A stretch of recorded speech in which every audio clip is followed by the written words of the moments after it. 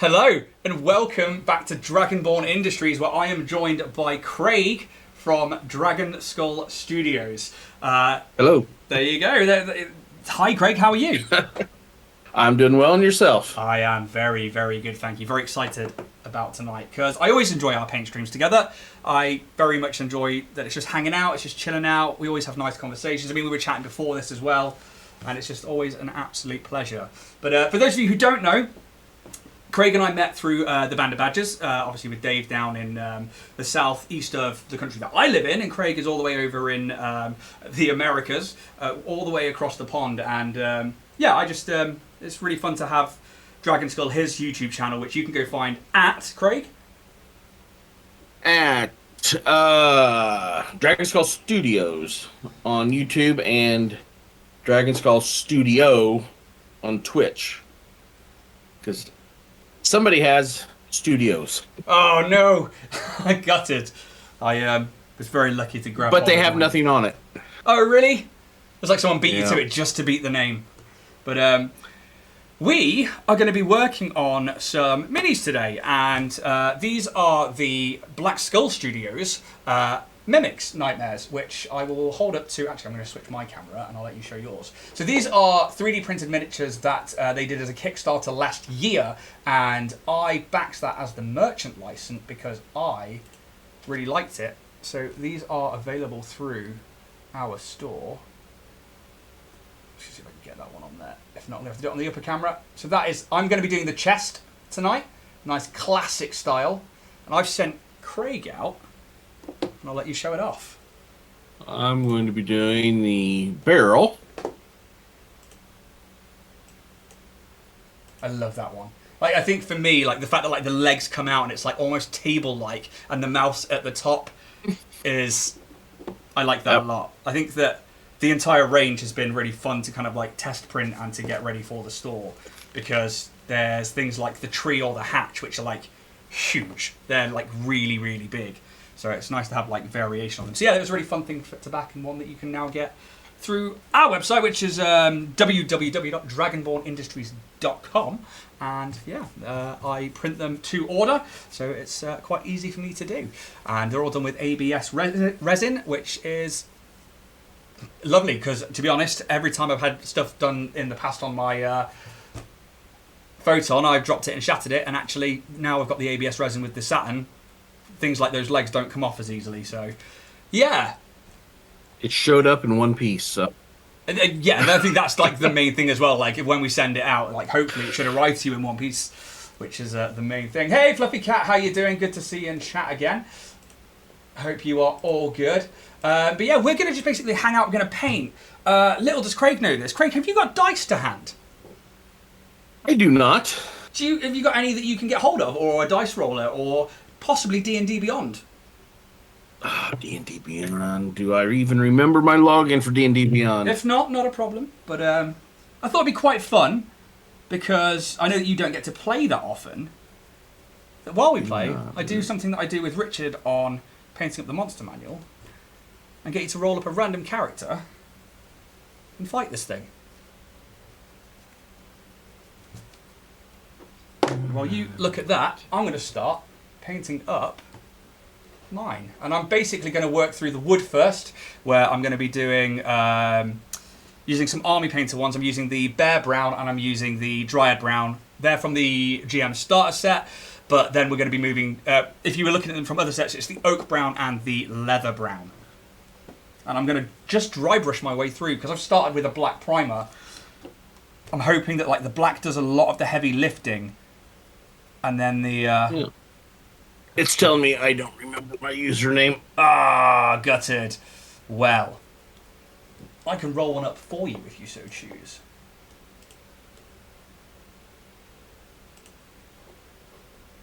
Wait a minute. Yeah, go ahead, do that.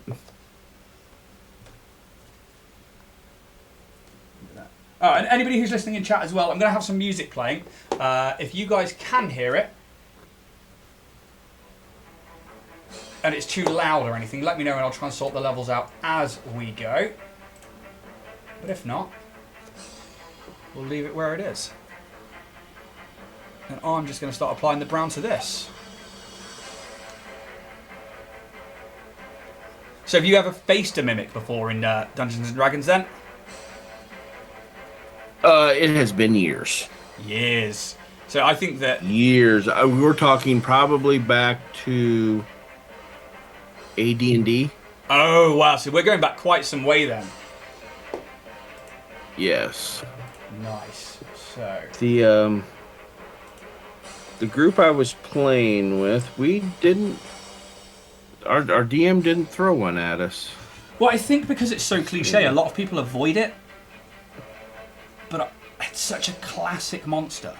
And I think every time you play, at some point there should be one around somewhere.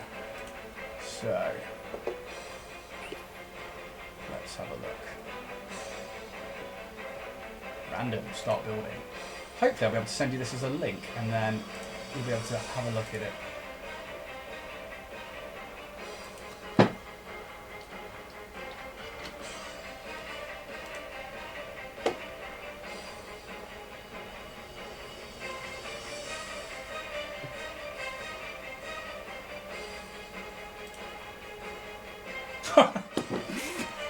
Oh, yes. So I've just seen what's come up, so that'll be fun.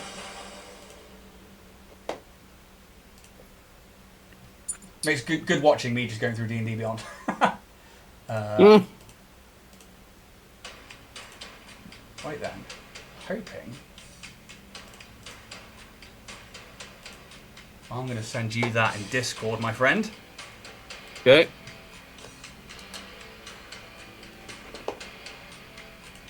And we're going to leave it there. Thank you, Fluffy Cap. Say music's all good. Thank you very much. And we will carry on with some painting while we wait for Kraig to see if he can open up that link.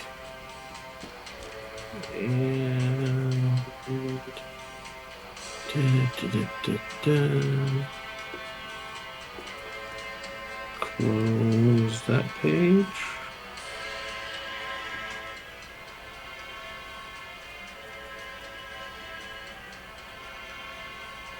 Very good. Okay. So.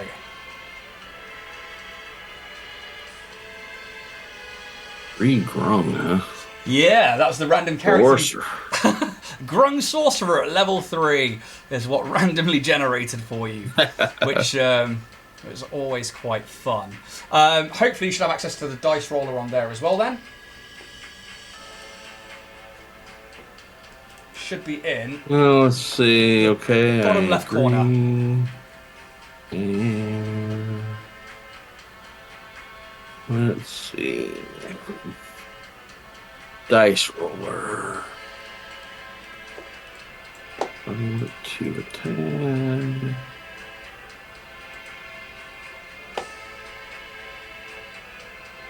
Oh, where's the roller at? It's usually in the bottom left corner. So for those watching, I would have told Kraig earlier about this, but I didn't want him to know it was coming. Yeah, I could have been ready. Oh, so Corin, I made a mimic door for Curse of Strahd. The PCs would have found out when they tried to open it, and they get stuck. Shame they found it strange about all the skulls around the door. Yes, and I think that that is definitely one of the giveaways. And I think it's good, though, as a DM, to give something away beforehand. I think, you know, having those things like that are hiding to be so perfectly hiding can sometimes be just you attacking your players. But to have a little giveaway always adds to the story. You can add a little description here and there. And I think that, yeah, definitely the skulls around the door is definitely a way to go for if they are a door. I like the door mimics. They're cool. Which, by the way, Black Skull Studios did door mimics as well. So I do believe there's some of those on the website. But I have a layer of brown now on those two mimics there. I don't see a dice roller in the lower left. Oh, really? Okay. It's usually like a little D20 symbol. Nope. Oh, okay. Ooh. Unless you can bring up another dice roller, I may have stumped us there. Google have a dice roller? Oh, let's see if what Google will tell me. Yeah, Google's got one. Awesome. You alright using some Google dice? It's just roll dice. Yep. Awesome. So what do you want me to roll? Right now, nothing. So we're going to set the scene first. All right. Your Grung adventuring party has stumbled to the edge of the lake where a wreck is crashed into the rocks of maybe a cliffside or maybe just a high embankment, and it seems to have been abandoned. But your party of amphibians who spend most of their time in water, needing it every day, start realizing that there could have been things left behind that you can scavenge or use, and you make your way to this crashed vessel. There are holes like the Titanic all throughout the hull, and you all manage to find different places to slip inside, and where some of it is still submerged, you can swim around and have a look around. But you find that at one point the aft of the ship is higher and raised out of the water, and you do have to come out of the water to look through kind of like the cargo holds and stuff.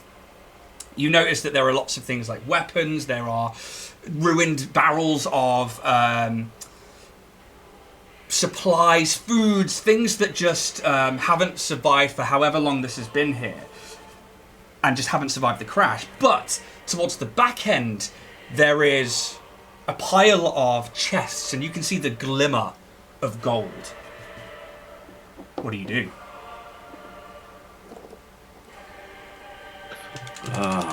Well, I walk over and start to investigate the closest chest to me. Okay. If you would like to give me an investigation check then, please. Based on that one there. Every now and again, like, your webbed toes just kind of like slap on the ground of this dry area, and you're like the wet that's like dripping off you. It's very quiet in here.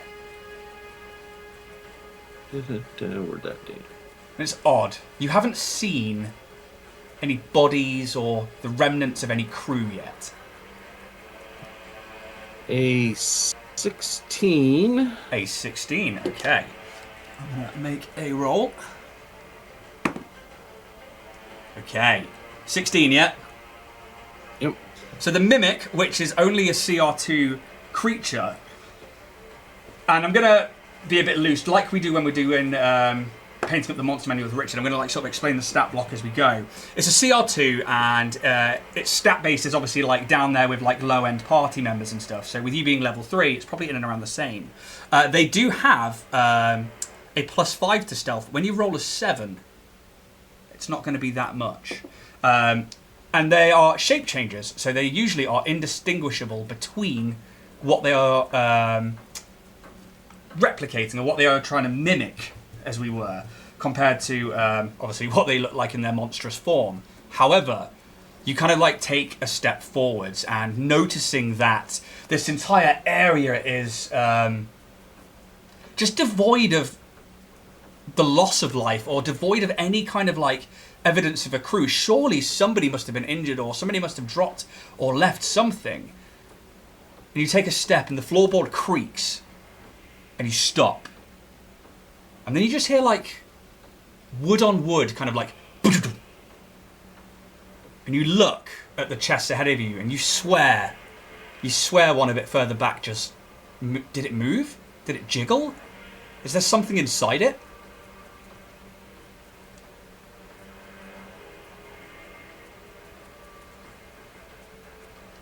I will proceed closer with more caution, not reckless abandon. I'm on edge. I will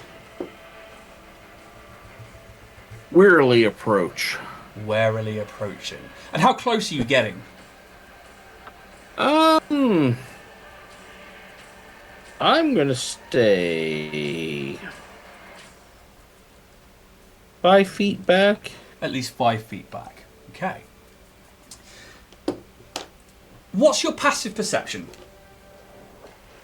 Or you can give me a perception roll because you know something's up. Actually, you are actively looking right now. You are, cautiously My aware. passive is a 12. It's 12. Give me a perception check, because you are aware something's not right, and you are aware that, something has moved here. Maybe it was something behind, maybe something knocked them off, maybe it was a creature, maybe there's something inside it. You're not sure.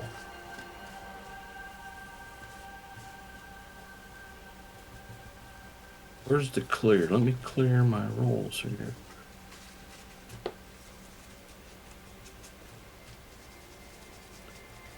Oh, that's a 2. It's a 2, okay. Nothing new. Nothing that, you pick up on as you move closer towards this, like, set of chests. And in particular, this one that's sort of, like, perched almost perfectly on top of another crate. And you're sure this is the one that moved. As you get to about 5 feet in front of it, let me double check. You watch as... You didn't see it before as you were approaching, but it's only when you get to sort of this close. Where the join is between the lid and the body of the case, it almost looks like there's maybe like water trickling out of it, or something is like seeping, this like clear kind of liquid, but it's moving slower than water. And you realise it's like thick and almost viscous. And it's only then that you realise that's saliva. And in this moment, you watch as like it tears apart unnaturally. It's not like metal and wood anymore. It almost gains this like movement which almost looks liquid to begin with, until this like mouth starts to appear and transform. Teeth that are jagged and brown and yellow start to like emerge forwards and pressing out of the chest. Its lid starts to lift off, and there's like this purple muscle striation of what looks like sinew, and then this tongue like whips out, and it's like purple and dripping saliva, and it fades to a blue at the tip as it tries to get you with a pseudopod and hit you with its tongue, but you are too far away from it. And Kraig, I need you to roll initiative, my friend. Roll initiative.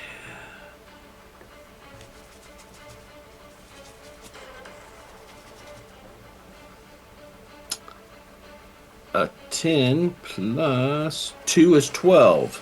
Okay, so this CR2 Mimic has a Dex bonus of +1, so it's a Dex of 12 +1. I rolled a 19 for an unnatural 20. So, ooh. Although with the surprise round, it doesn't get you with this kind of like waiting for its hunger, and you realise now that the reason this boat was so void of any remnant crew is because they were probably eaten by monsters like this. Maybe it was some cargo they picked up away and unknowingly brought it aboard. However, it does have some movement. It has a speed of 15 foot, so they are slow mimics usually. And obviously, you can adapt these as DMs out there. You can, if you've got the barrel like Kraig's painting it, you could give it a bigger movement speed if it scuttles, or a climb speed.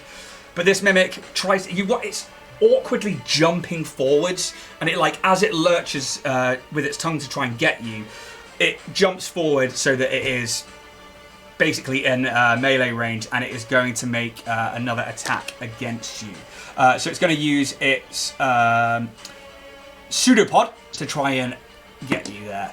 That is a 6 plus its attack bonus, which is a +5 to hit. So that's 6, 7, 8, 9, 10, 11 to hit. It misses. It misses. So how do you avoid this attack? Because it looks like it's going to get you.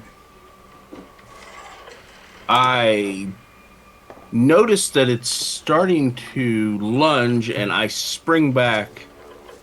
With your frog legs, you might like the speed. Push back, and he barely misses me. Nice. They do only get one attack, so that's all it can do. If I'd have hit you, I would have had some extra stuff there, but that's absolutely fine. Kraig, it is your go. You are next in the initiative order. All right. As I fall back. Where did So while you work that out, I'm now going to be going into the mouth of this particular mimic, and I'm going to be putting in some very dark purple, and then I'm going to start bringing out the colours towards the blue at the tip of the tongue.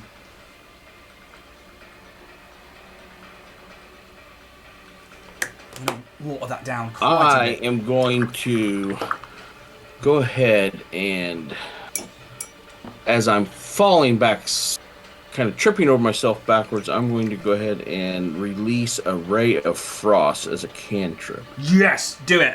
Do I need to make a save, or are you making an attack roll? Does not say. It must be an attack roll. If you click on the spell's name on D&D Beyond, it should bring up the spell's description and anything else that it needs.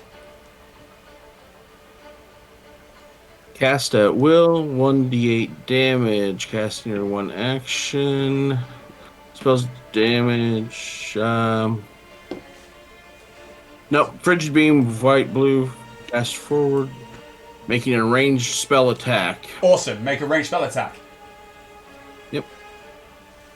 So, okay.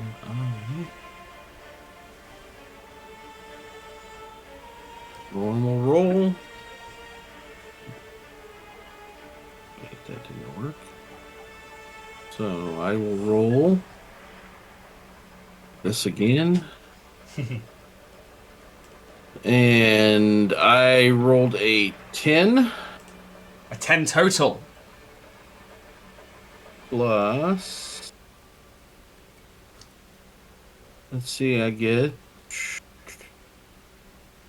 Should say just my intelligence. charisma for a sorcerer, I do believe. Charisma 4. So a total of 14. 14, okay. I've never played a sorcerer in my life. Oh, so sorcerers are your charisma-based innate spellcasters. So they usually have magic on the inside that is like a natural thing to them. Whereas, obviously, wizards, it's a learned academic study. So the charisma-based magic is usually the way that sorcerers go. But a 14 is going to hit. So the mimics have an armor class of 12 natural armor. So although they look like wood, or they look like the thing that they're taking on board, they still only have that natural armor. Roll damage, my friend. Okay, so that's 8. Was it 1d8? 1d8. And that was 4 damage. Plus.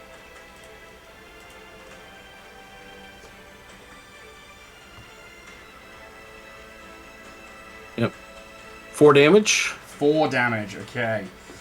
And its speed is reduced by 10 feet until the start of my next turn. Okay, so that is very important because obviously they've only got a speed of 15 feet, so reducing its speed is phenomenal. Are you staying where you are, or are you moving away? Also, how does it look when you cast the spell? As I was stumbling back, I'm pushing my hands together, and a beam of whitish blue light is bursting out of the palms of my hands, joining into one ray. And I am backing up about 10 feet. And it's not me running back, I'm stumbling back. Yeah. Taken by surprise. Yeah, it is going to get an attack of opportunity on you because of reactions, and it does have one. As you move back, it will try and get you with a pseudo pop. So that is a 4 plus 5 for a 9. Again, it just like whips past you as you like nimbly with your frog grung legs jump back. Maybe you like slide back a bit on like the slightly damp floor, allowing yourself to not be adhered to this mimic or the surroundings around you. Anything else from you? That is it. I'll be panting heavily, trying to catch my breath and regain my wits about me. Nice. With the mimic, you can see the frost of your ray of frost has like begun to blend into that blue of the tongue, and some of those like little driplets of saliva that are coming off its tongue have like frozen, and it looks like it's in pain and it's uncomfortable. For those of you watching and those of you who've seen mimics, their stats, usually they have some immunities. One of them is not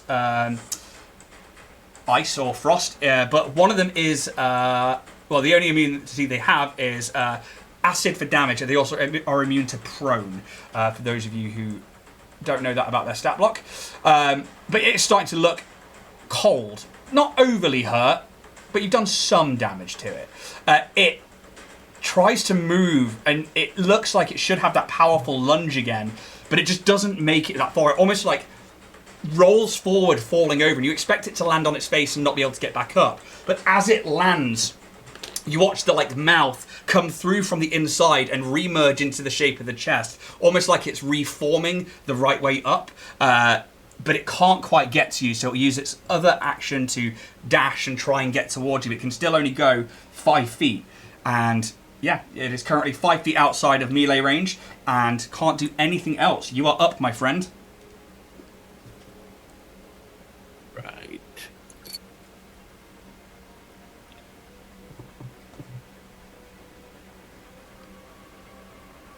For those of you watching, just while Craig is looking up what he can do with his random character that he did not know was going to be happening, I am taking some white and I've added it to the tip of the tongue, but now using some water just to thin it down and make that purple paler and just blend it into the darker purple towards the back of the tongue.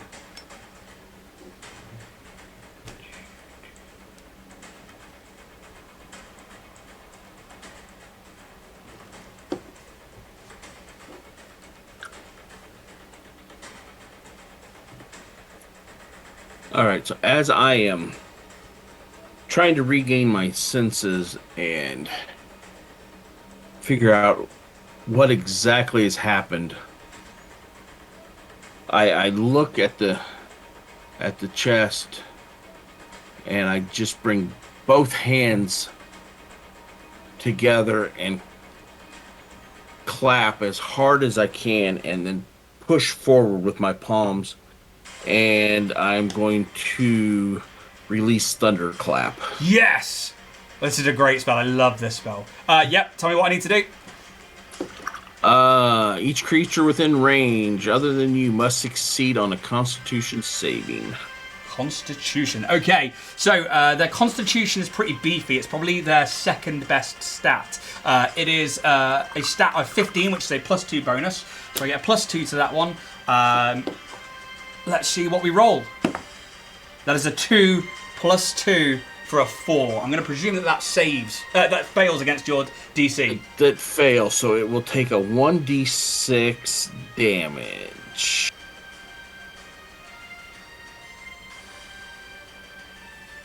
For 3 points of damage. 3 points of damage. You... and this thundering noise, this cacophony of thunder like bursts out from you, and it's something you're very used to, but it's something it's not, and it probably didn't even experience this while it was involved in whatever happened with the crashing ship. It doesn't again look overly hurt, but it is moving slow, and you're watching the frost kind of drip off it now, and it didn't like that one bit. And you can see these like there are about 5 eyes, all where like the top of the chest should be, and like the teeth and the gums almost meet the first eye, and they're these like sickly yellow, glossy eyes that are just like, and they're like looking intently at you in this like ferocious, monstrous way. Anything else from you? I am going to. I'm assuming my path to the rear behind me is still unobstructed. Yeah, absolutely. These things don't move fast. 15 feet back out of my 25. Yeah. That should. And he was what? 10? He'd moved 10 total to try and get to you. So he was 5 foot away from you when you first did that. So you could probably still be, if you've moved 10, are you moving 15? So that'd be 20 foot away. Yeah, so I'm staying out of Yeah. Trying to keep out of his range. And I think at this point... And yeah, no, carry on. that will be it. You're probably realizing how slow this particular creature is, that maybe one of them, and if it was one of you and it was a surprise, it could have been a bit of an issue, or if that really sticky saliva or that tongue had hit you, that could really be an issue. But I think being a sorcerer and being a bit smarter, you've worked out that it is clearly able to, you're able to outpace it here, even if you are a small, slow-moving creature yourself in a way. But you watch as it tries and angles its way towards you. This frost now falls off it as the magic fades, because it was until the end of your go, wasn't it? That is correct. So it's now free to move as quick as it wants, and you see now as it starts to jump, and it almost stretches almost as it starts lurching towards you. It's coming, and it moves to 15 feet, but it can't reach you with any attacks there. So it has to try and move. They're not very intelligent, so I'm not going to try and get it to go around you and block you from the other side, because they only have an intelligence of 5, which is a -3. They are, monstrous beasts. They are not clever thinking. So yeah, it's just going to try and get up to you, and it is going to it can't make an attack roll because it's not got the action economy to do that. So it is your go, my friend. You are now probably 10 foot maybe away from the water, or from going further back. Okay. And while you do that, so I'm going to take some Retributor armor. That's the gold I'm going to use, and I'm going to do that all across the banding to begin with, and I'm going to try and give it a really ornate kind of treasure look, since we are making Kraig fight a mimic on a wrecked ship. Right. So, I'm going to do that. I've thinned it down because metallics are a nightmare. And I'm just going to try and get into all of those lovely areas on the chest first before we go for the mimic one. And I think what's nice about these sets is Black Skull Studios really thought about not just giving you a mimic mini that is a mimic, but giving you the item that it is beforehand, or it's trying to replicate or mimic, so that you have, one, a piece of terrain that you can use at your tables, and it doesn't need to be a mimic, that you could use week in, week out at your D&D sessions. And that one time you put it in there that your players meta forget about that one item, you could then spring up with a few descriptions a mimic on them. And I like that. Now that I have my wits about me, and I'm focusing on what's in front of me, I think back and I'm like, I've hit him with ice. I'm going to now hit him with fire.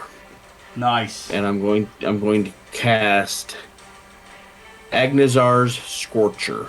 Oof. And burn 1 spell slot. And each creature in the line must make a dexterity saving throw. Okay. Dex is not bad. It's a +1 for these guys. So, dexterity saving throw as it's trying to make its way towards you. Oh, that is a 6 + 1 for a 7. I think that's going to be a fail. That is a fail. The creature is going to take 3d8 fire damage on fail. And how does it look when you're casting this? Obviously, we've seen your ice spell, and we've seen, the thunderclap. How does it look when the fire erupts from you? When the fire erupts, it is out of my left hand, and it almost looks like it's beams from the three main fingers on that hand, and it's just shooting and comes out and then kind of merges back into one large bolt. And I said 3d8. Roll it up. 1, 6, 13, 18 points of damage. 18 points of damage. So, that's going to be 25 total. This, you watch as like, you expect the wood to scorch and begin to catch on fire, being made of wood, but then you realise that maybe it's not quite as it looks, not made of the same material. But it does look scorched, it does look burnt. However, I'm going to make some saving throws for the ones behind it that you did not know about. That is a 14 plus 1 for the first. What is your spell save? Spell save was a dex of 12. Dex of 12. Okay, so that one passes. You watch as a table just rears back on its legs, and you watch these eyes that were like on top, just like knots in the wood, now like open up, and you watch it rear back, almost like a horse like would when it's rearing up. Then it seems to avoid that one. And the second one, the 17 plus 1, you watch as a barrel, its legs push out like a spider, and it pushes itself onto the side, and it rolls over, and then you watch as the barrel sort of shifts and transforms, and it then rights itself up, and you see them look towards you. They're going to roll initiative as well, with an 11 plus 1 for a 12, and 18 plus 1 for a 19. So we've got a dirty 20, a 19, and a 12. What was your initiative again? 12. 12, okay, cool. I will say that you probably go first before any of the other mimics, but is there anything else that you would like to do now that you see these other ones spring to life and you realise why there are no bodies? I am going to look for... I'm running out of room behind myself. Yeah. So you know that you could submerge and end up back in one of the corridors and start heading back to the adventuring grung party that you were with.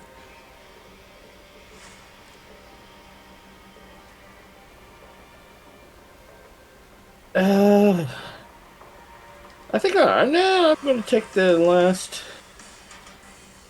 5 feet behind me or so. Yeah. I'm going to just retreat a little bit more. So there's going to be an attack of opportunity from the one that is in melee with you. Yep. As an 8 plus 5, 8, 9, 10, 11, 12, 13. Hits. That hits, does it? Okay. Yep. So the pseudopod reaches out as you go to like push backwards, and this pseudopod is. Hang on a second. What did you say it was? A 13. 13. No, I'm sorry. I have armor class of 15. Okay, so it goes out and you feel like it brushes whatever armor or clothing or things you're carrying, and you feel it almost like it's adhering to it and like it's sticking to it. And if you think this hit you, that you would be in trouble and maybe it could latch its teeth onto you and pull you in. However, you manage to just have it glance off you as maybe like you're still partly wet with your grung skin, and it like knocks it off. You can carry on your movement and do what you need to do.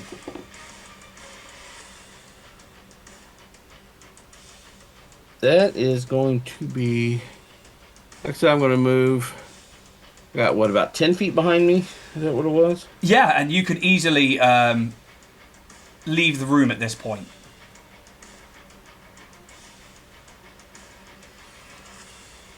That's probably a good idea. To retreat back and see if they follow. Okay. Double dashing all the way back? Yes. Okay.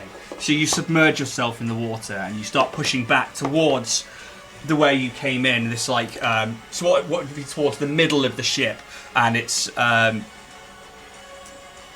guess it would be like corridors that like come out from this area of the aft cargo holds, but then lead into like crew quarters and stuff. As you're probably like mid-deck at this point, and you watch as the first chest makes its way to the water's edge and doesn't seem to follow in, and you watch as like a barrel and a table that are animated in ways that should not be animated also move their way towards the water's edge.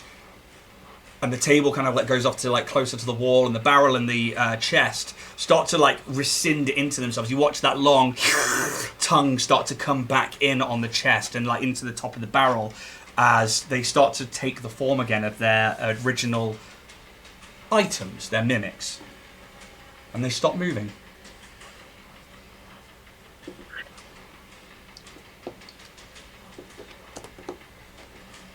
Is there anything you would like to do? You are up.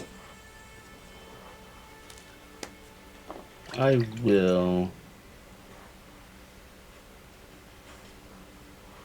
I think at this point, knowing that I'm outnumbered, I will swim back to try to find the party. Okay. Not hard to do. You have real good senses in the water, and you can call out and... I mean, would you call out? Oh, I call out that I've come across a nest of mimics. Okay. And I'm sure I'm looked at skeptically. Well, you are at first by 3 of the party who you run into first. But the 4th, who is like a jacked up frog, like a really like muscle-headed grung. This is your like party's muscle. And more like toad looking almost with muscle. Looks like they've got like puncture marks and almost like octopus suckers like attached to their face, and they're like and, like respond in grung, and they would tell you that they also encountered a box that bites, and you were lucky to escape, as it was only through sheer strength that it was able to pull itself free from the jaws of being this thing's lunch. And they turn to you and ask what you would like to do, almost as if you were their leader.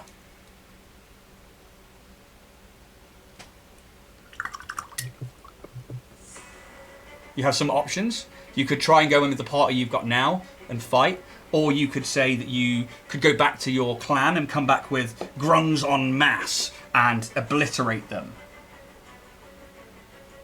But either way, the choice is yours.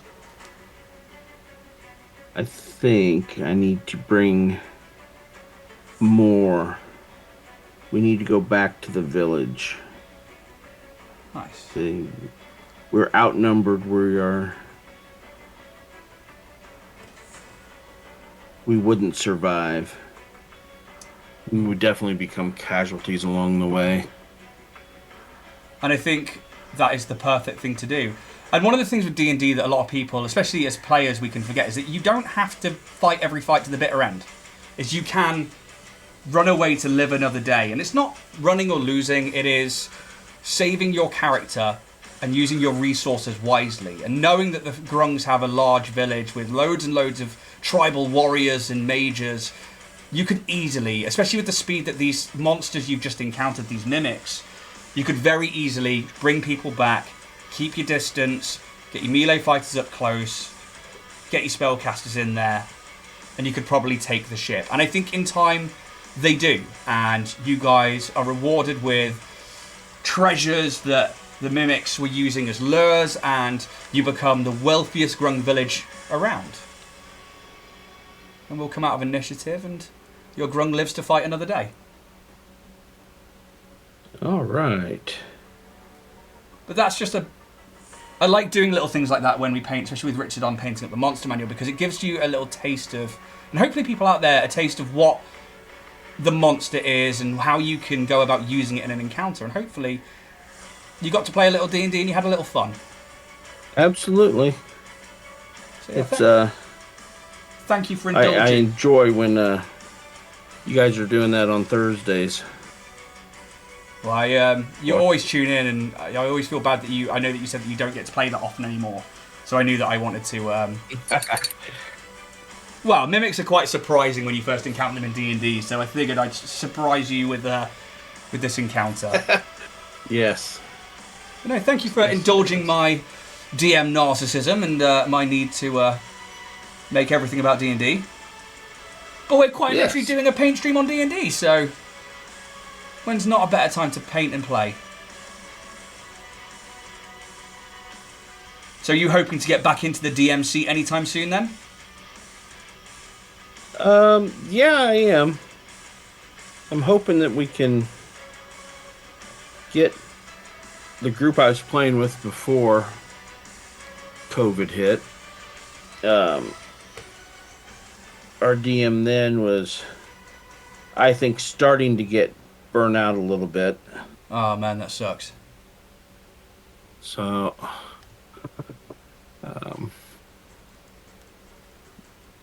I would get back in and DM some more. Yeah, I'd love to see you DMing. Like, I know that you know so much about, like, especially like AD&D and back to that there, that you played a lot. A while back. I played from 1976. I was 10 years old to, let's see, I got married in 89. We played right up to 89 Oh wow! with the same group. See, that's hella going. That's awesome. And, lots of fun. You know, the games got fewer and fewer in between, but when we could get together, we did. Yeah. And then, of course, you know, as we all started to get married, life just gets in the way. And so it was a lot of fun when I started to, as my son got older and the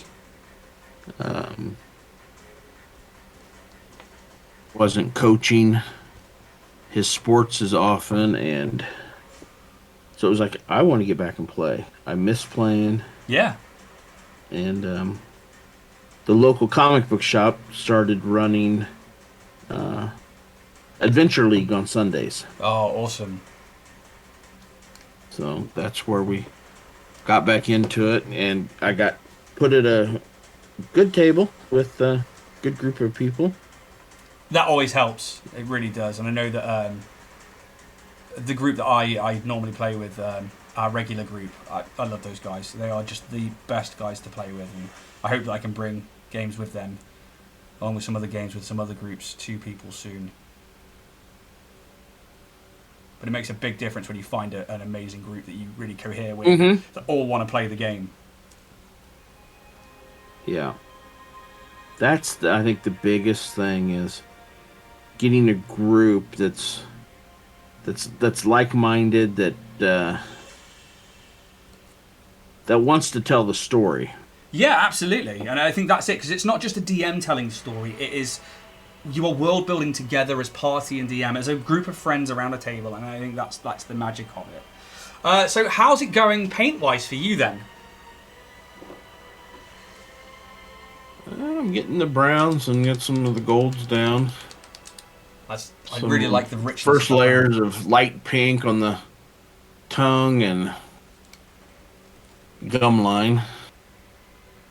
That's very cool. Haven't really decided what I'm going to do with those legs yet. So you're going to try, do you think you'll try and then keep them like the rest of the gum line and the base of the tongue and keep them that a darker colour, or do you think you'll go wild? Oh, the tongue will end up being some purples and, well, I shouldn't say, yeah, some light purples and some oranges mixed into it. The legs, I'm thinking almost a greenish gray. Oh, cool. Yeah, that'll really pop. Really like that idea. I'm going to try and get in and add some white to some of the bottom of the eyes, and then I'm going to use a yellow contrast paint, one of my favourite yellows, which is the iodine yellow from Games Workshop, to just go into there, and hopefully we'll end up with like that kind of like glossy yellow, Because I'm looking at the monster manual right now, and they've got this like orange kind of look to them. And I usually do like gloss black eyes for mimics, but yeah, I'm going to try and keep this one to that kind of aesthetic. Yellowish, glowing, yellowish orange kind of demon eye. Yes, exactly. That monstrous kind of putridness that comes with them.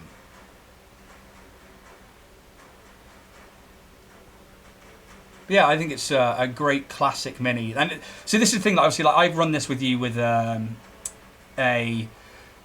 starting it off with a chest, and obviously we then added a table and a barrel.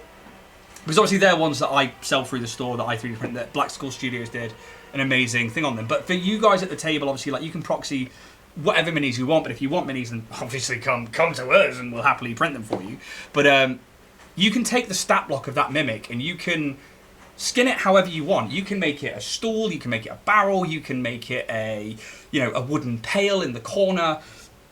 You don't have to stick to what's in those books. The books are more like guidelines, and I think that that's what's nice from Black Skull Studios, who did these mimics, is that they really took that on board and then made some new ones. Big fan of that. What kind of mimics do you think you'd hate to see in real life then? What do you think would be the worst kind of ones? WizKids' outhouse. Yeah, no, fair enough. That's yeah, I'd genuinely forgotten about that one, actually. It's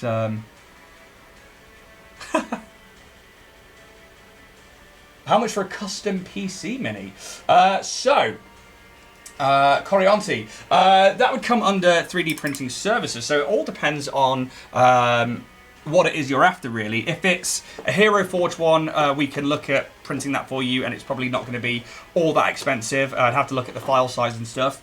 If not, Warrior Prints, who I do the thing with on a Thursday painting up the monster manual, he's like a full 3D printing service, and the dude is very, very good, and I can't recommend him any higher. So yeah, it all depends on really what it is. But fire us a message, or fire Richard a message from Warrior Prints, and I'm sure we can absolutely sort something out. The paintbrush witch, the mirrors. I hate the mirrors. Yeah, mirrors are crazy. Like, I think that, like, to have like something hide in that sort of way that gives you your own reflection and then transforms on you. Because I think players like to look in mirrors and they like to inspect them for magic and they like to get close, and it's just it's a real good way to get them. I really like things like, is it like the Mimic Floor that came up in Icewind Dale, I think it was. It was the first time we saw it as a stat block. And it's like you go down this corridor and the floor just starts eating you, and it's just like, that's horrific. Like, they look everywhere for traps, but not like, oh, the floor's got a mouth. So only ever one bad perception or investigation roll away from that corridor is swallowing you. Yes. I think that in real life would be worse than, I don't know, I just feel like if you're going to go through a door or to open a chest, you're expecting something, but a floor to just open up and get you is, yeah, that's not for me. Elevator. Oh, that'd be awful. You're willingly walking right into its mouth. Oh, well, I know what's going to happen in Starfinder. That's a great idea. Oh, that's very good. Well, I'm going to steal that, Kraig. Enjoy. Oh, I will. Ah. Yeah, and I think, Mimics are just one of those classic monsters that I think everybody should fight at some point. And, yeah, the paintbrush witch, yeah, it's pretty horrific. I think, like, some of the other ones are things like Beholders and Gelatinous Cubes. I think everybody should fight those as well. They're all just your standard D&D, really, aren't they? Yes. Skeletons, beholders, mimics. Yeah. Goblins. Oh, I love goblins. I really, really do.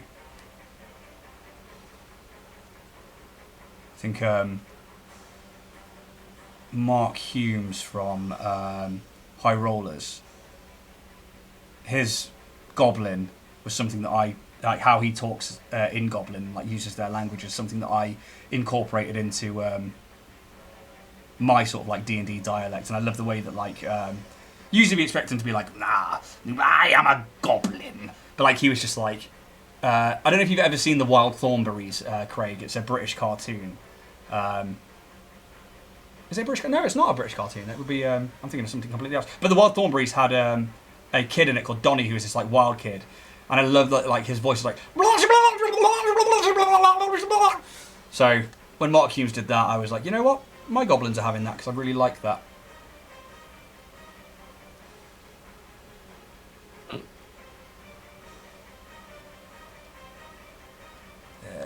So I'm now applying some brighter brown to all those sharp teeth before I start layering those up with some lighter Zandori dust or some skeleton bone or something like that.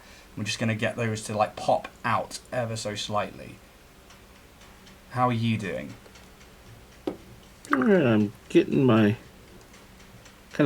getting that first coat of yellow-orange on the eye. See how much I got to build this up. I'm going to mix up some of the purple and the white together again. But instead of doing this one as a wet blend, I'm going to mix those up just to be a lighter shade, and then start trying to pick out the highlights inside the mouth and like those ridges and stuff. Start working my way on those. Because otherwise, the chest one is not far away. I mean, I've already put the browns and the golds on there, but they are. I'd certainly say table ready, but what I might do is go in and do some highlighting on the gold, maybe put in some contour lines with a black. But there's a lot of details on there that Black Skull Studios have put in. Like all the little rivets and the key, all the little details that you can't really see because of the lighting on top. Let's see if I can get that changed. All of those there, what they've thought about is how each one of those details opens up into the eyes of the mini when it turns into its mimic form. So all these like little detail, like filigree gold bits that then become those monstrous eyes. I like that a lot. So I think, yeah, where you're on the barrel at the moment as well, the placement of the eye was perfect. To have like that little bung hole of the plug for the barrel right in the centre there to then like pop out and be that just, yeah, putrid yellow eye.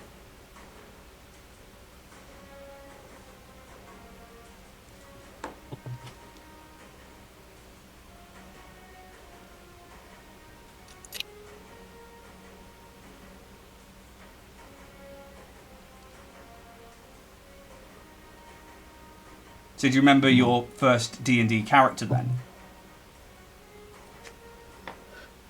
First D&D character was a fighter.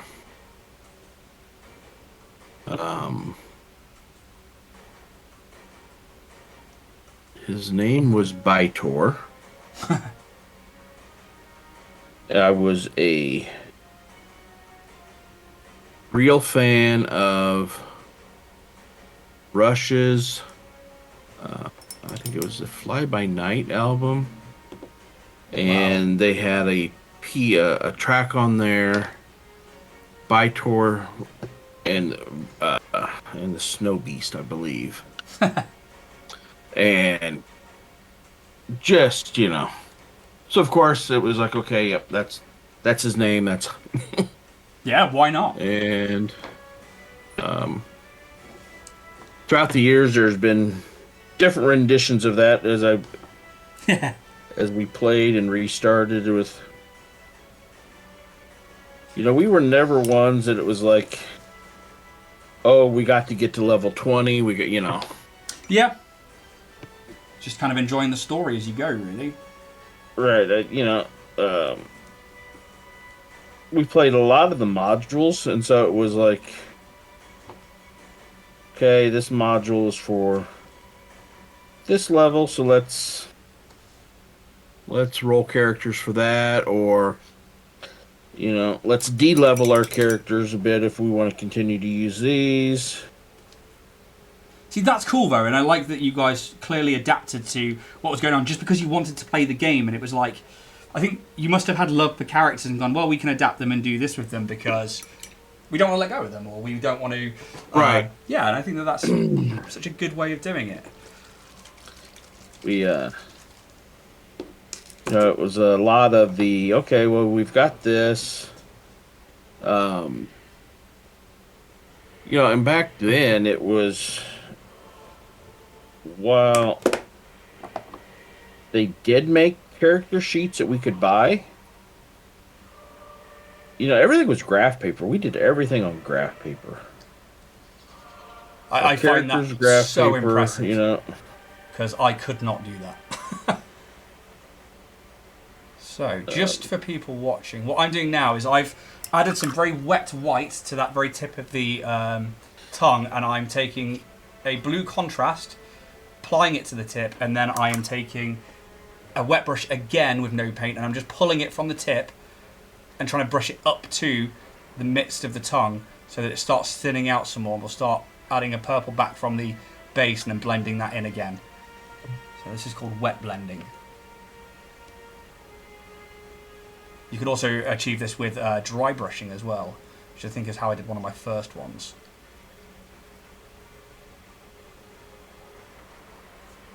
I love that color blue. So this is really helped out by the purple. This is Frost Heart. It's a contrast because I don't have any of the speed paints from Army Painter at the moment, and I feel really bad about that because I really do like Army Painter stuff. Just didn't have access to them recently. My shop is just now getting the individual bottles of the 2.0 speed paint. Oh, really? I have not picked up any yet to try. Yeah, it's on my list, and it's just like, okay, I'll get some. I liked, 1.0. I didn't have a problem with the re-wetting. Yes, it reactivated, were talking didn't it? about. Yeah, it's, apparently it was reactivating. But I again, not having really used them, I know that you had some. I think Kelly had some as well, didn't he? Yes. So those of you who might not necessarily follow along with Kraig and I's journey with the Band of Badgers, another phenomenal painter that's come out of meeting people through the Badgers was Kelcore666, I think is his Instagram user name, and the dude is just on fire knocking minis out at the moment, and he's been working through all of Marvel Crisis Protocol, and he's been working through a load of Star Wars. Was he doing some Star Wars stuff as well? No, he's doing the framework stuff, isn't he? Frameworks, yeah. He's got some pre-release Wave 2 on the frameworks. Yeah, because so JD Weicker from WizKids got in touch with them and sent them out some stuff, didn't they? And because he is just knocking them out, and not only is he knocking them out fast, he's knocking them out good. And he is a phenomenal painter, and we should definitely do a stream with him at some point again soon. Was it you, I, and Kelly that were on the Badgers one time, or was it me and you one time, then me and Kelly one time? I know you two have done a stream together, haven't you? Did we? We may have been on with just one in one of the hangouts. Yeah, I think that's because I was on with you in the hangouts, wasn't I? Yep. So again, I'm going to plug Band of Badgers here for Dave and Steve.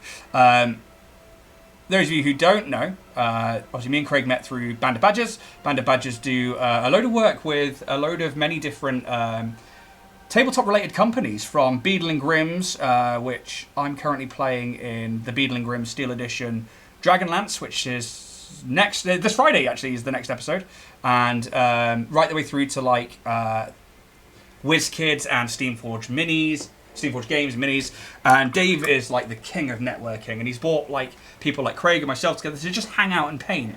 And yeah, it's really fun to just kind of like take part, and he's always keen to like meet more people who are in, just random people from the community who want to come be badgers. And yeah, we met Kelly through there as well, and Kelly is just phenomenal. Oh.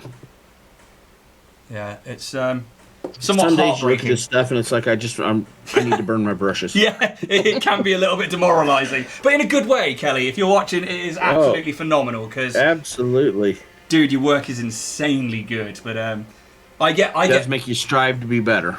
Yeah, sure. And I think I can get burnout painting really quickly. And a good example of this is yesterday. I needed a couple of extra unit points for the Legion match I had today, and I was like, I've got some shore troopers I haven't painted up, and I don't like to field unpainted minis on a table.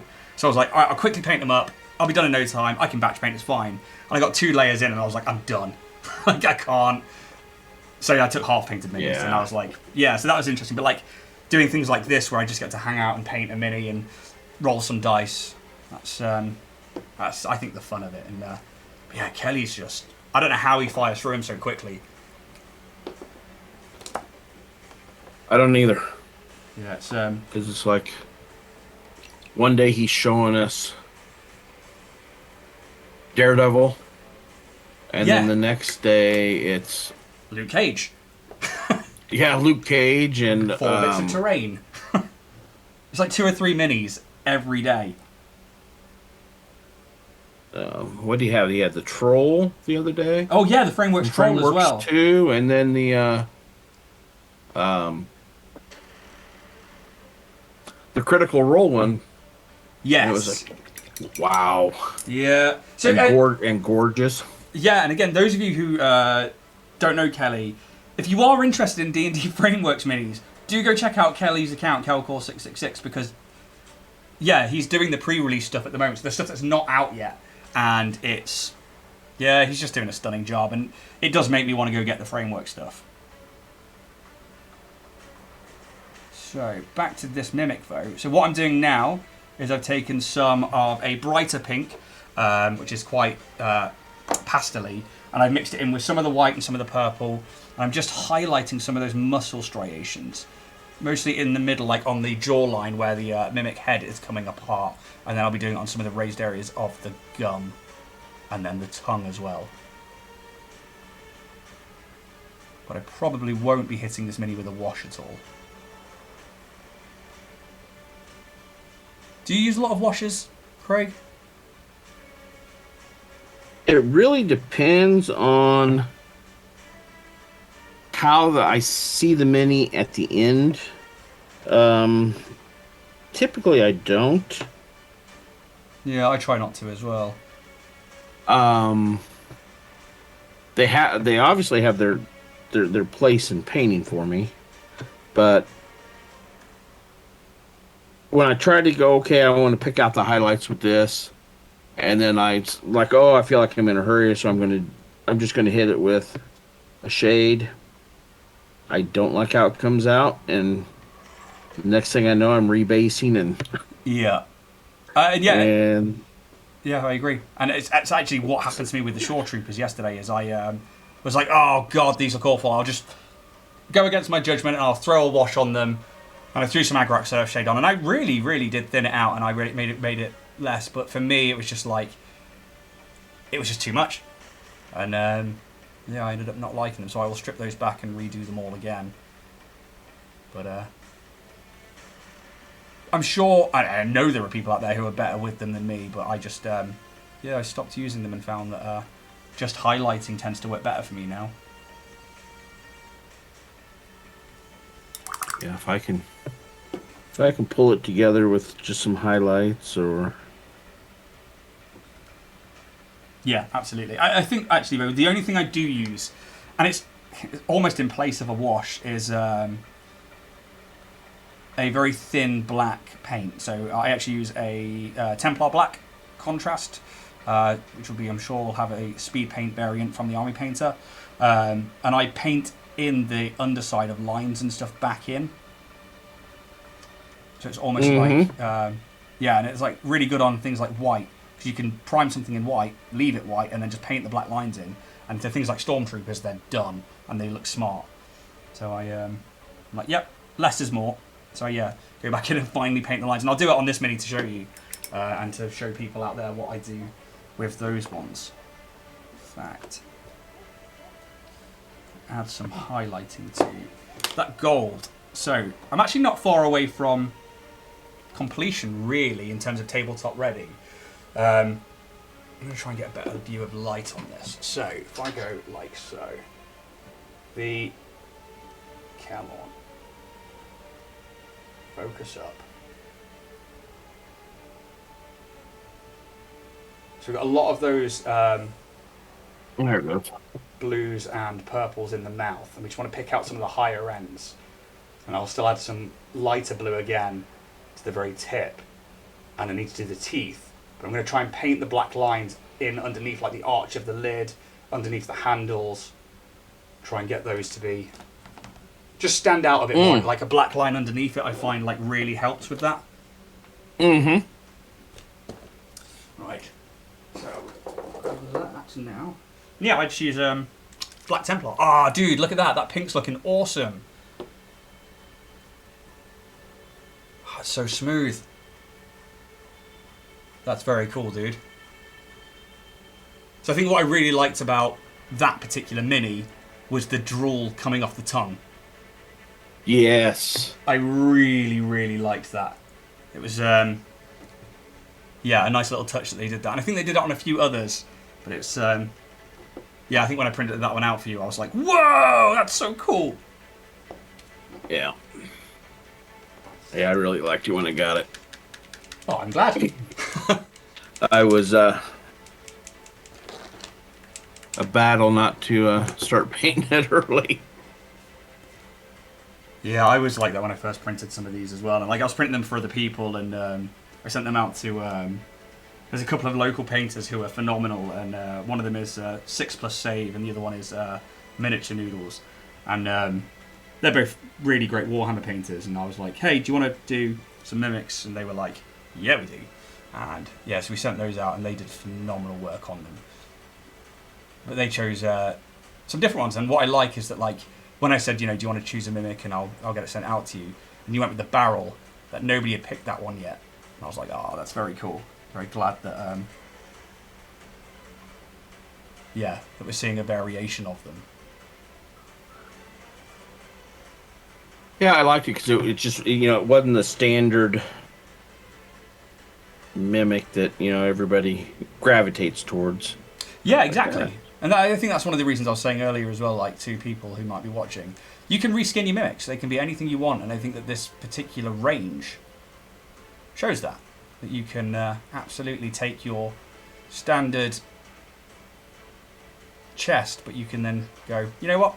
It's got legs, or it's now a table, or a chair, or in your case, a barrel. A barrel full of mimics. Yeah, that would be awful. You were literally on a ship full of them a minute ago, so... Yep. That was half the treasure they brought on board, in my mind. And the grungs are a lot better in very short one-shots like that than they are in campaigns. I ran a grung in a sort of like 3-session long dungeon crawl, and I had to, like, every 24 hours I'm supposed to be submerged in water for an hour, and I just could not manage that on a dungeon crawl, and it's just like exhaustion upon exhaustion upon exhaustion. Oh, yeah. Yeah, it's pretty brutal. Good fun, though. Yeah, well, you know, that was always some of the tricks when we would do the dungeon crawls. It was like, okay, how can you, as a DM or even a player, you know, stretch this out? How can we, you know, not make it easy? You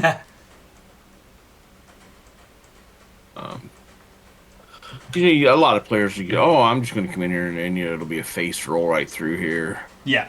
You know, and we had guys at our table early on that, you know, everything for them was murder hobo.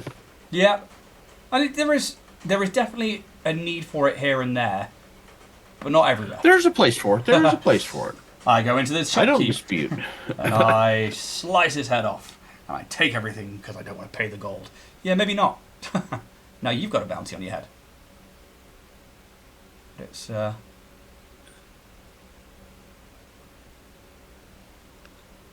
But it's and those guys tend to weed themselves out.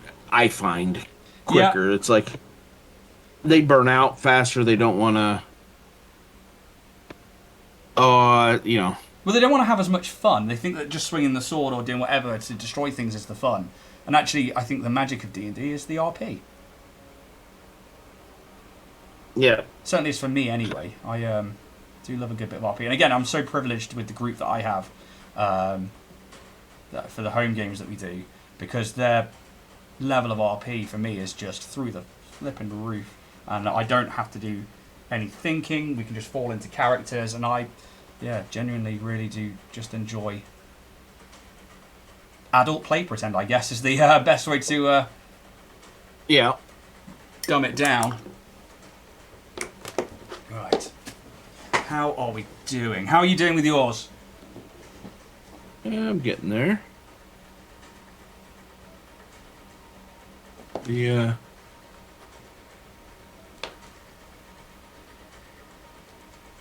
I'm getting ready to hit some of the spots underneath the tongue. Nice. I've left my big old nerd goggles down in the house. So I'm going to try and get, like, around the eyes with some purple. And try not to get it all over the eyes.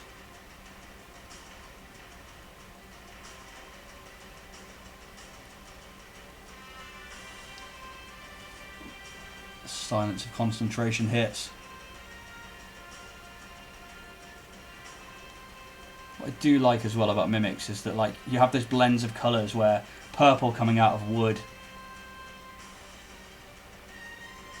it can really be cool to shade some of that in.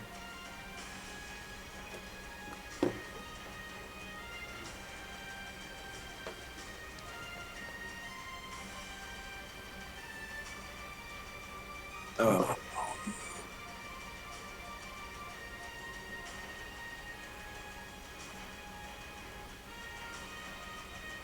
There, Ian is. Oh, this is the WizKids one. Yep. That's incredible. Yeah, that was fun to paint. As you say, because that's the door moves. Oh yes. That's very very. I like how you've based that though. Thank you. That's very very cool. Yeah, we'll have to do a terrain basing stream at some point, because I know we were chatting about that a while ago, but yeah, that's a definite. Can definitely use the pointers and the lessons there for sure.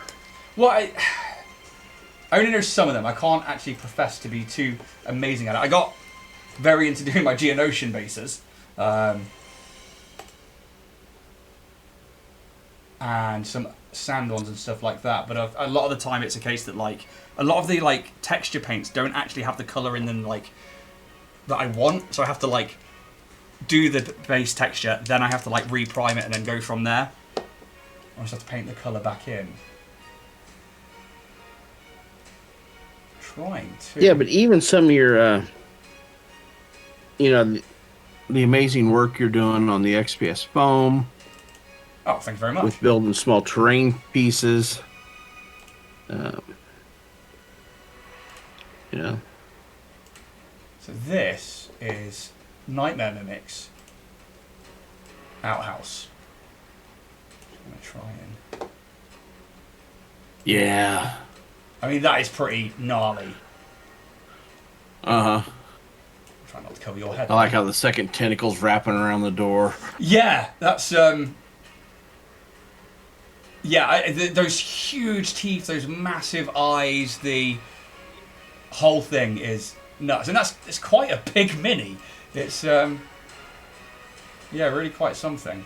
That was fun to print as well. It's I've not painted one of those yet, but the just like the WizKids one, like the striations of the muscles that are like coming through are just grotesque, and the idea of like desperately needing the toilet and like running out and just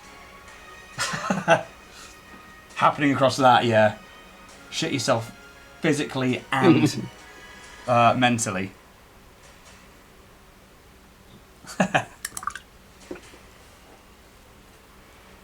Yeah, I think it's a good one to throw at players there, and I suppose it's something that we don't normally think about in when we're doing like TTRPGs, is like going to the bathroom.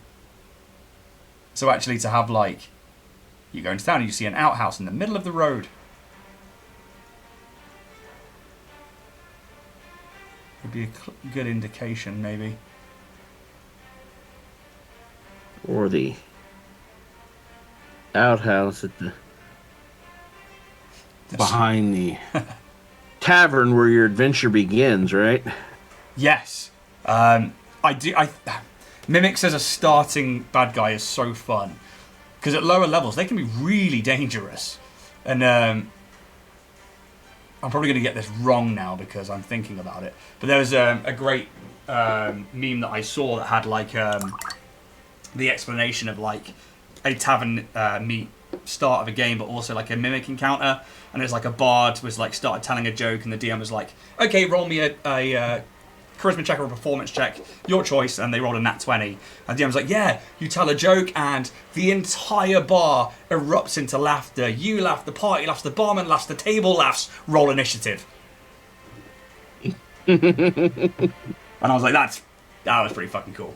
That was good. I like that. Yeah. That's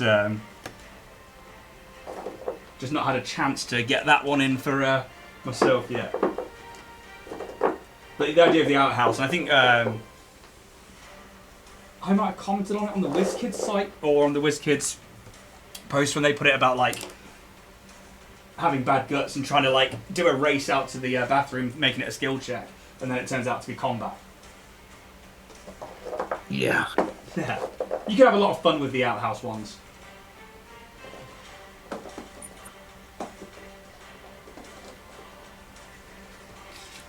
So I'm going to go against my better judgment here. And I'm going to grab me a little bit of purple wash. This is the army paint of purple tone. I'm using a very, very, very small, thinned out amount of this. Because just where I put the pink in on the tongue, at the very base there, I just want to knock it back a bit so it blends in some more. Mm-hmm. Really don't want it to be too dark, but I also went a bit too far with the bright colours. Even going to take my tissue and I'm going to take a lot of that off my brush.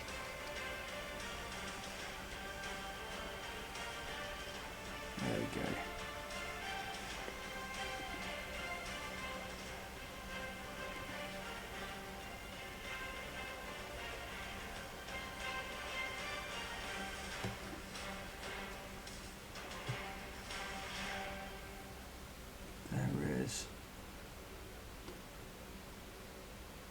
That line there, perfect.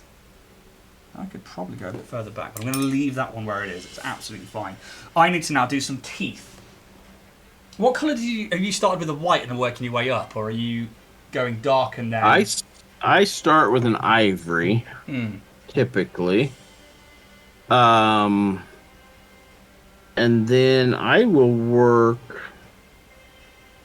some of the army painter skeletal bone into it. Yeah, I think that's where I'm going to go as well. And then I come back over the top of that skeletal bone with contrast skeletal horde, and really, build it up at the bottom, give you your darker, and it really hits it with that dark line at the bottom, and then almost that aged kind of bone up towards the top. I'm really and that's probably the best way to go. But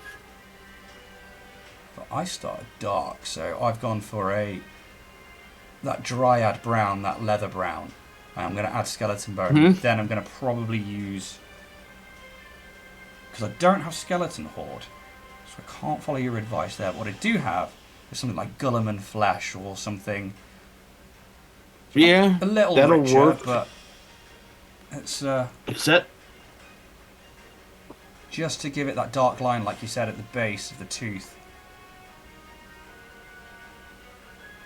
There's dunes. Yeah. I just have to watch sometimes with the between that and the their leather one, if I'm not paying attention to which, if I have both open at the same time Yes. and I'm dipping, it's like, okay, I end up redder than I want to be. So I try not to have dual paints open if I can, because exactly that. Especially if it's something really thin like a contrast or a speed paint. As soon as you dip another colour in there, that's the whole pot gone. It's ruined. Or if you're me on stream, I leave pots open and then I knock them over. Yeah. Did you see my glorious one with the green the other day? It's my which one is it? It's a really feckin' good green as well. And it's really good at dyeing things. And I think parts of my fingernails are still gone, but my Croxigor scales.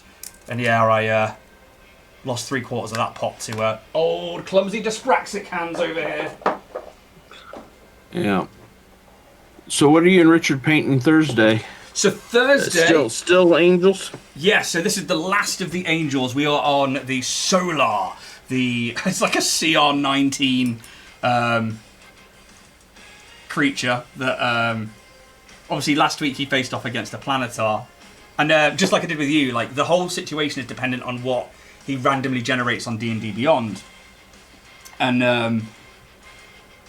I knew that if there was going to be some kind of battle between, you know, the heavens and the hells, Mount Celeste versus the 9 hells, for good and evil, because it's angels and let's do something with fiends. And I knew that if he rolled anything but a warlock, it was going to be an encounter where it was his ally. If he rolled a warlock, I was going to be like, can you take the fiend option, please, as Asmodeus is now your lord? And yeah, he rolled the fiend, and it was so fun. Because I was like, his RP was so good that he was able to be, like, he thought outside of the box and was like, Asmodeus, what can I do here? Was. Yeah, oh yeah, so did you watch the whole thing? Yep, Yeah. I got to see it. Oh man, and like when he asked for like help and Asmodeus was like, you know what? I'm going to answer that. This is like a battle for this plane of existence. Let's, you consume their souls and I'll level you up. And yeah, that was really fun to just like level him up on the spot and go that fast. And yeah, so this is the Solar that's next. And we'll probably do something similar. Let's, you know, keep it to that sort of theme for that one. But I guess we'll see what he rolls, and I guess it will go from there. Because apart from that, it's a complete, you know, just roll with the punches, roll initiative kind of thing while we try and paint. But he's going to be sending me out a mini that he's printed for me for this one, because WizKids don't have a Solar. They had one in the pre-painted range from Monster Menagerie 2, I think it was. Their pre-painted Icons of the Realm range. But they didn't have an unpainted one, so this is where Richard stepped in and was like, anything that they don't do, I'll print for you. And I was like, okay, well that's freaking awesome, because Richard's print skills are insanely good. Oh, yeah. I mean, dude can paint as well. That's the thing. It's like, to see what, like, because obviously we're doing it in an hour and rolling initiative, and he's having to like learn a character as we go. So yeah, he's doing so well. It's insane how good he's doing. And yeah, so I'm really looking forward to painting up the mini that he's printing out for me and sending over to me. And yeah, I guess I'll see what I can do with a large angel in 1 hour, and I'm sure Richard will knock it out of the park like he normally does. And then after that, I think we're on animated objects, like suits of armor, rug of smothering, and flying sword. I think there's some of the next ones. Sword. Yeah. I think module-wise, we only ever really see one in Curse of Strahd. The Strahd sword is animated. And then you can use them in, you know, mages' dungeons and wizards' towers. They're perfect for things like that, transmutation and conjuration wizards. But yeah, we don't see. I don't think we see them that often in the modules. So that'd be fun. I'm looking forward to throwing some stuff like that at him. Yeah, so that should be the next couple of weeks, is us doing models that WizKids don't do. So WizKids, if you do end up watching this, JD, if you're watching anywhere, we want the whole monster manual available through the Nolzur's range. I'm sure you'll get to it at some point. Along with more Starfinder, as I keep asking you. I think it's like the one thing he probably hears me screaming about the most. Yep. Well, that's a part of their audience, right?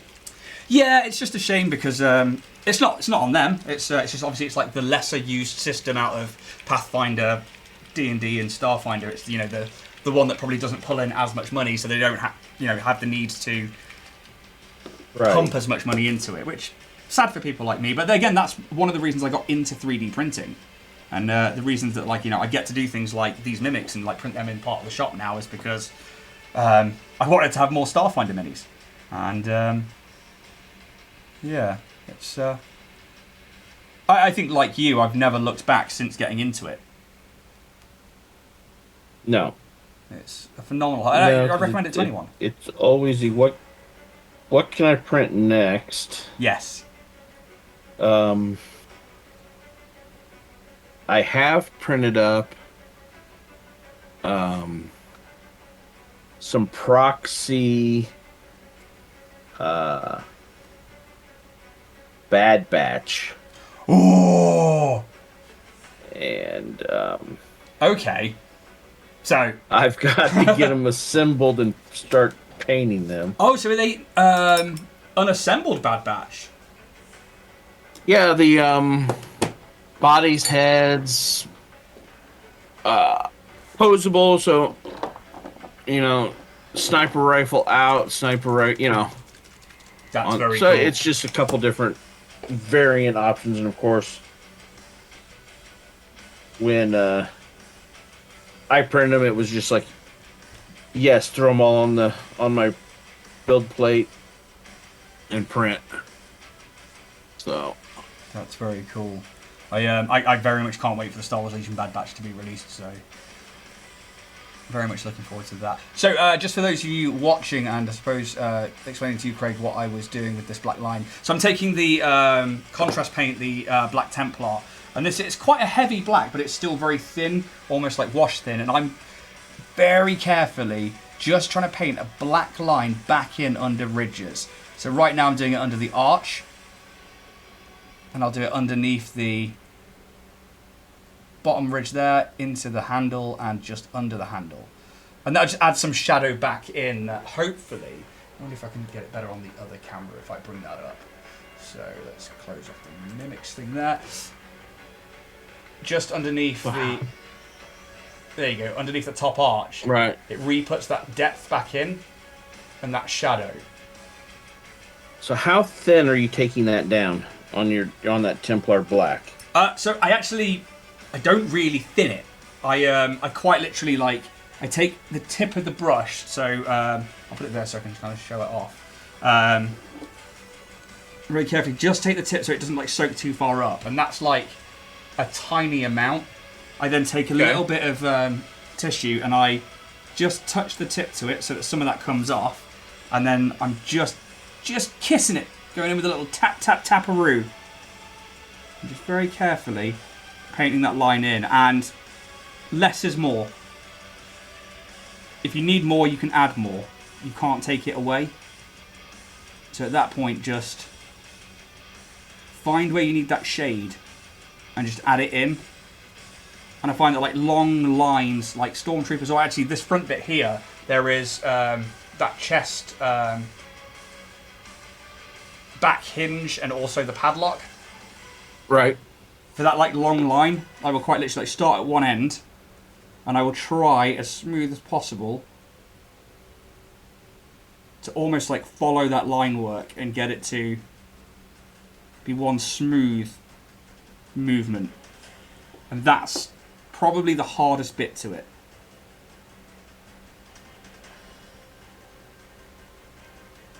What you can do if you put too much on, though, is to wet your paintbrush and just feather it and pull it down into the bit below. But you don't have long when you're only applying a thin layer of it on onto a mini.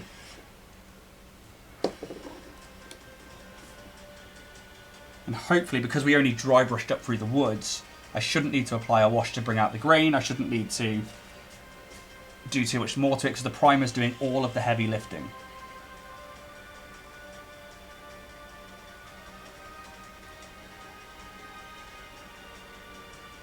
What brushes are you finding that you're comfortable with your dry brushing? 1 pound. Are you using like makeup brushes? Yep. Or? Absolutely I am.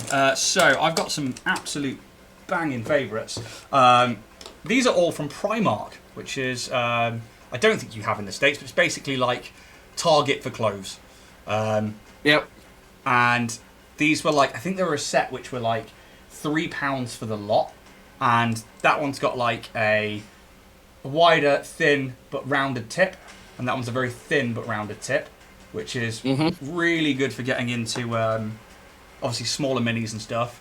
For anything slightly larger, I use sort of like, is it mascara that goes on the top eye, Craig? Sure.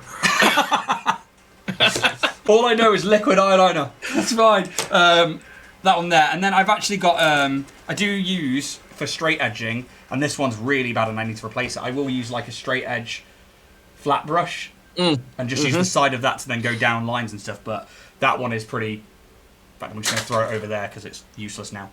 Because it's basically round. But for dry brushing, that's pretty much all I use. It's very finite. And unless I'm going for like a bit of terrain, and then it's like a monster. Oh, yeah. I mean, that's... I bought that Games Workshop one 2 years ago, and that's still going. And to be honest, I've now got like so many makeup brushes in that size, but there's actually one that's probably not going to be in here, but I got a really big rounded paintbrush from a local hobby store, Hobbycraft, which was like £2, and that's like my main one now because it's like pointed and I can like really kind of get finer detail on like houses. What about you? I'm using a series of makeup brushes. I've tried the Army Painter dry brushes. Yes. They're okay. I mean, I like the ones that are really end up with the small tip for really small objects. And I know you haven't seen it at your hobby shop yet. Monument Hobbies, the Pro Acryl line, paint line. No, I haven't. That's... Love these paints. And I've tried a few of their brushes. Their brushes, they have some synthetics. They do have some sable hairs. And I've tried their dry brush, and it holds up really well. Especially when I'm looking for something a little stiffer than the makeup brush. Yeah, I desperately need to basically learn more about the hairs on a brush, because I have no clue. And I know that people are like, oh, synthetic or horsehair, and I'm like, sure. Because I just don't know. To be honest, I grab what I can and then go from there. I tell you, I end up probably migrating back to synthetics more than anything. Oh, really? Is there a reason for that? Because I feel, I guess at the end of the day, it's like, if I mess up a brush, I haven't messed up a very expensive brush. Yeah. There's days, the imposter syndrome kicks in, and it's like, why am I even trying to paint with a sable hair brush? Your painting's not worth it. Yeah, and So imposter to syndrome is speak. really the So, thing. It's, but I get, you get that bent stray hair going on a synthetic brush. I'd get out the clippers and I'll snip it off and go about my business. so you can just snip them off and away you go. I'll snip it back to the hosel and away I go. And I figure there's a bunch more hairs left on it. Yeah, absolutely. Because I've got some favourite brushes, and they're all a mix of different things. Like my Regiment from the Army Painter is my favourite base and layering brush. It's the workhorse of my armies, of everything I paint. And then I heavily favour the Insane Detail from them. The Artificer Layer, I get a hell of an amount of work done with from the Citadel range. And actually, like things like my eyes and stuff like that. Although I use the Psycho, I end up not using it for eyes and for like reflections. I use this one, which is bigger, which is odd. But I just find it. I can see the point on this one a lot clearer, and I can focus on it just that little bit better. So I tend to use that. Yes, I agree with that. I have a Psycho, and I can probably count the number of times that I've used it. It's a great brush. It really is. What I find It is. a lot of the time with it, though, is that I... because it holds such little amount of paint, that paint dries so quickly. And I like... Yes. I have to, like, especially if I'm doing, like, tiny dabs, I'm, like, trying to, like, do the motion before I hit the mini. And then I hit the mini and it's dry, and I'm like, oh, that was the perfect placement, but no paint left the brush. Yep. Whereas, like, at least with the Artificer Layer, it holds a bit more paint, but it goes up the bristle slightly. And then I can just give it a little kiss where I need to. Yeah, it does hold it well for me.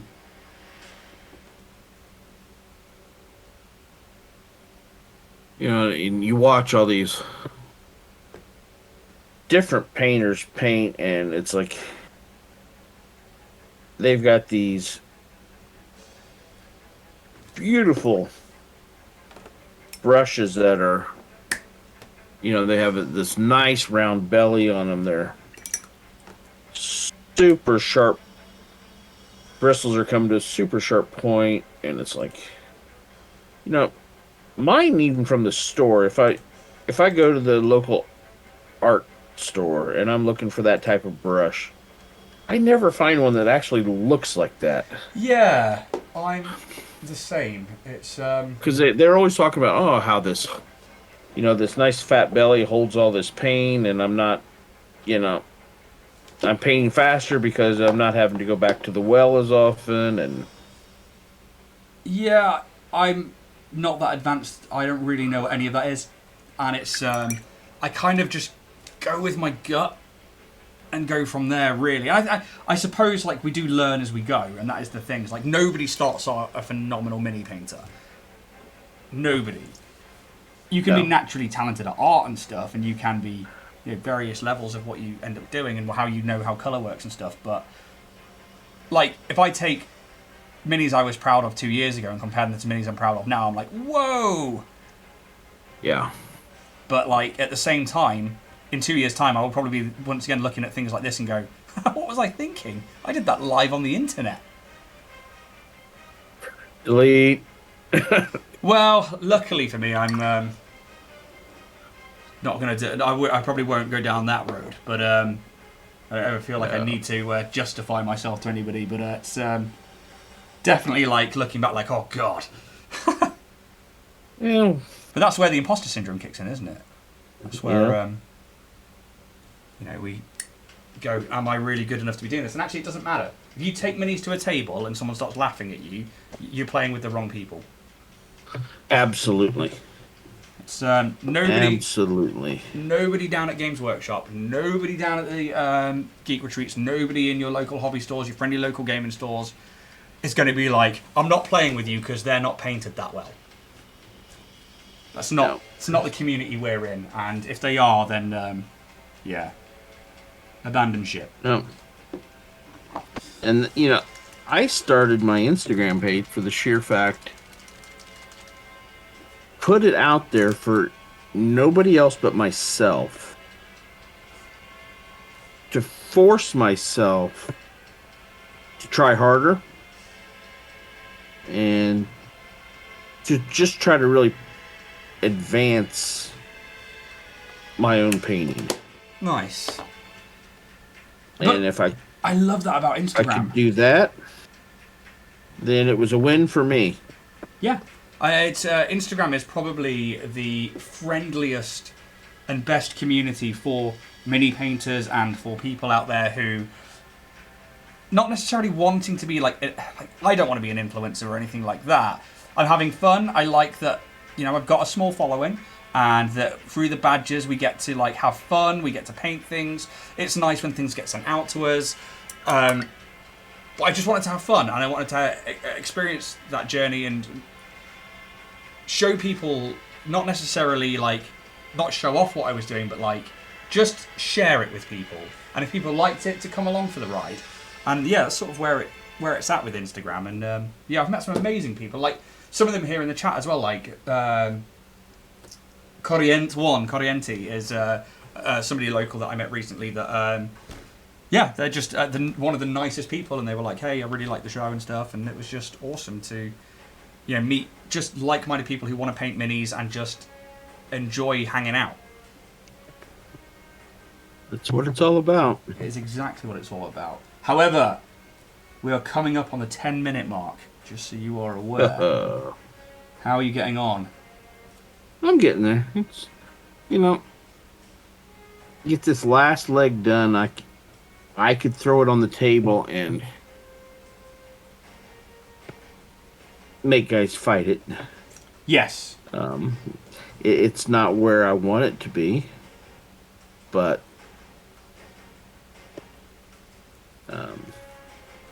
it's definitely presentable at the moment. Yeah, I would certainly say mine's table ready. I could go in and go further, but I'm probably not going to, because I've got so many things I need to paint. Actually being able to print and paint one of these for myself is a real pleasure.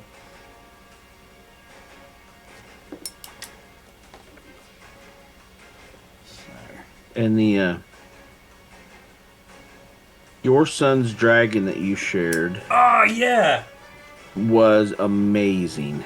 Yeah, that was so cute. Like we were in so Happy Piranha is our it's where my local stomping ground for buying D&D minis. It's in Truro in Cornwall, and they're just the nicest guys in there. They really are. And bless them, like Benji, my youngest, was he had some money to spend, and they cut him. He basically like he likes to sit here and paint with me and stuff. And he picked up a few minis and then he saw the dragon and was just like, "Can I get that?" And I was like, "I don't think you've got enough, buddy." And they cut him a deal just because he wanted it, and it was just this awesome moment, like him walking out the shop with this huge dragon, and I was like, "Oh, so we'll get it primed up," and thought he'd go for it to be white because he kept saying it was a white dragon.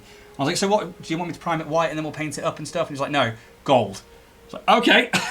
We were going straight for it, and so we primed it up white for him, and then we taught him how to dry brush with that. That's the reason that brush is right there.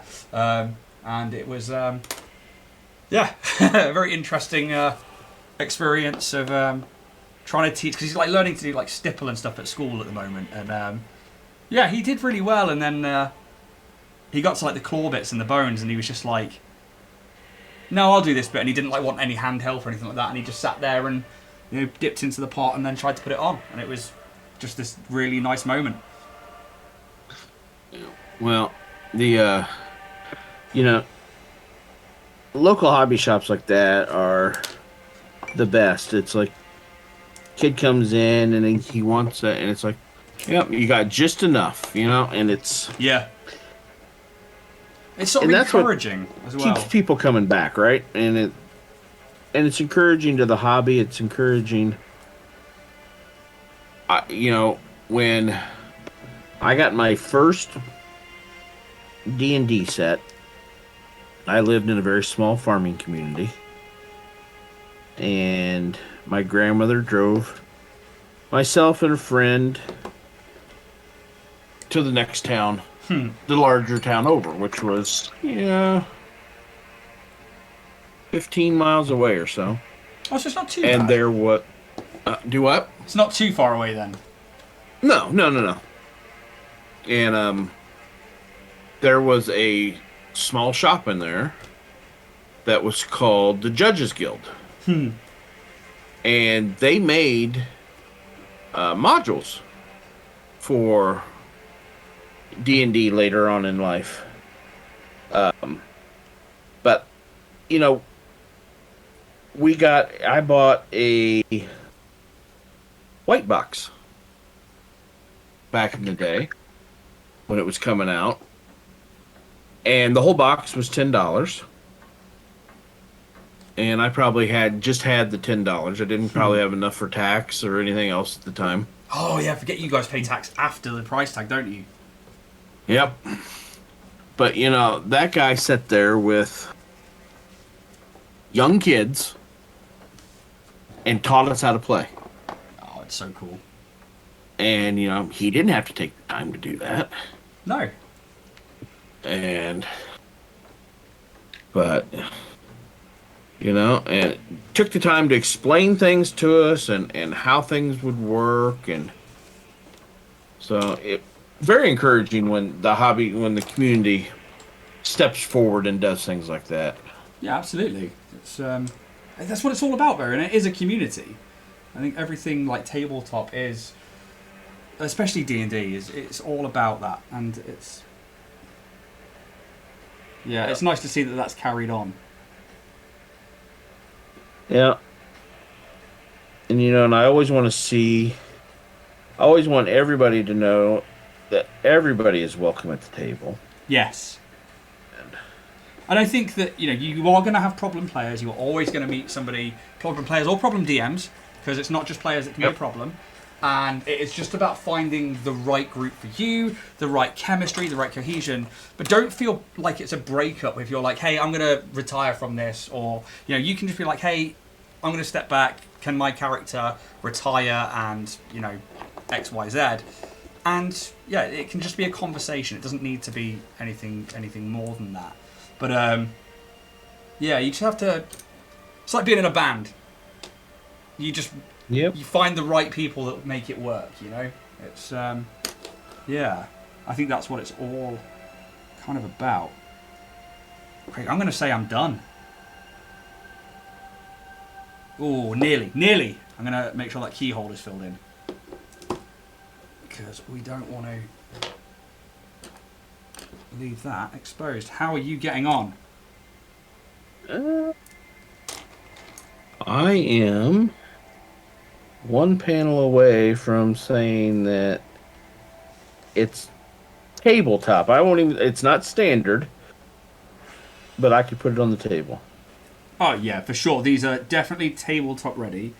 And I've had a little bit longer to paint these than I normally get on a Thursday. So that's quite nice. So I've gone the little extra on them. But not all the way.